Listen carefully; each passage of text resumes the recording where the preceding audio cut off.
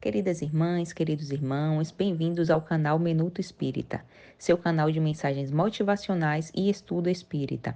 Eu sou a sua anfitriã e te convido a refletir sobre temas presentes no nosso dia a dia, para que juntos possamos ser pessoas melhores.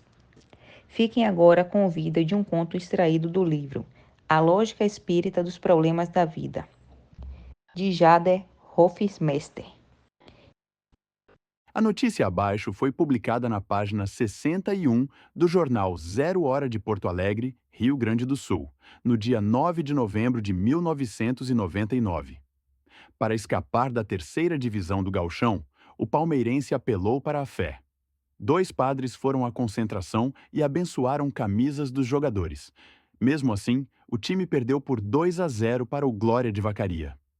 Em outra ocasião, no final de uma partida em que seu time venceu com um gol de falta, o autor do gol respondeu convictamente a uma pergunta do repórter. Jesus me abençoou e eu fiz o gol que nos deu a vitória. Em um dos últimos anos da década de 90, após o término da grande final do Campeonato Brasileiro, em que seu time tornara-se campeão brasileiro, o goleiro campeão, em entrevista a um repórter de uma emissora de televisão, disse emocionado: conseguimos a vitória e, o que é mais importante, somos campeões brasileiros. Estamos muito satisfeitos. A torcida está de parabéns, mas principalmente Jesus. Esses três exemplos acima mostram como a religião está entrando não somente nos campos de futebol pelo Brasil afora, mas também na antessala do esporte. Nunca Jesus foi tão requisitado para influir em resultados como se vê atualmente, e, pelo andar da carruagem, cada vez mais o será, pois aumenta consideravelmente o número daqueles que se intitulam atletas de Cristo. Analisando esse fenômeno pelo aspecto racional, ou seja, deixando de lado a emoção para exercitar a nossa razão, podemos ser levados a concluir que o homem julga a divindade como capaz de ajudar um, em detrimento do outro por simpatia, credo religioso ou outro fator qualquer. Quer dizer, fui abençoado e por isso fiz o gol. Mas, e o outro? Perdeu porque não foi abençoado? Mas por que não foi abençoado? Porque o outro era mais simpático, mais merecedor? Ou porque talvez fosse um dizimista e o outro não? Ou porque isso, ou porque aquilo? E, de repente, alguém pode perguntar: será que Jesus intervém? Ou, em um português mais claro, mete-se em assuntos de futebol? Responda a você mesmo. Quem responder que sim, ou mesmo ficar na dúvida, é porque ainda não entendeu a relação entre o mundo maior e nós cá embaixo. Faz parte da personalidade humana, de forma geral, o ato de pedir a Deus a santo ou santa de devoção, a seu anjo da guarda, como se estes tivessem de estar sempre à disposição para intervir em qualquer momento. Se fosse assim, onde fica o nosso mérito em conseguir nossa vitória por nossos próprios esforços, se a todo momento recebemos uma mãozinha dos céus? Se fosse assim, seria muito fácil, era só pedir e aguardar que eles fariam o resto.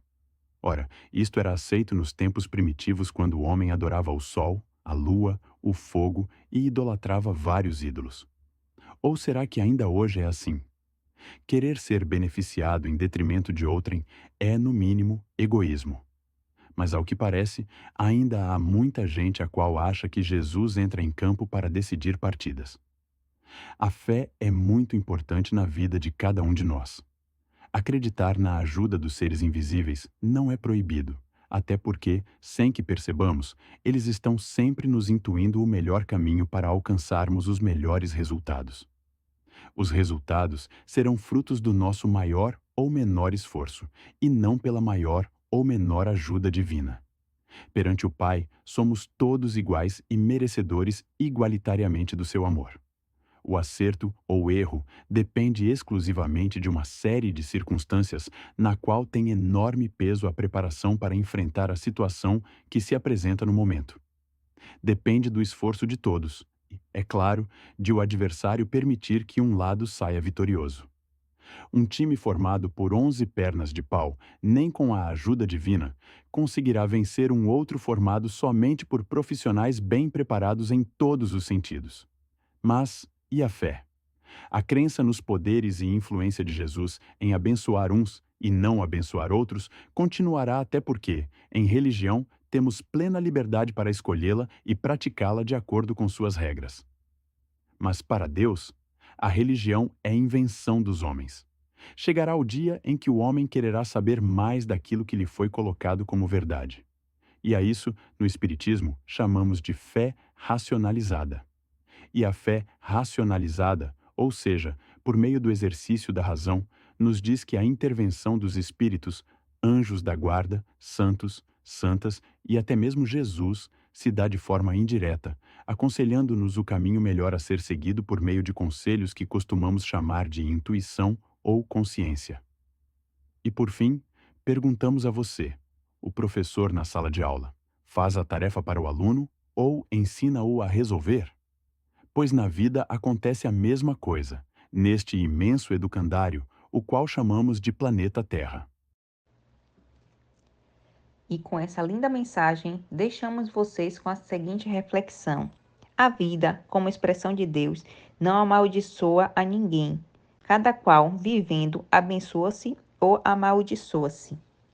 Tenham um ótimo dia.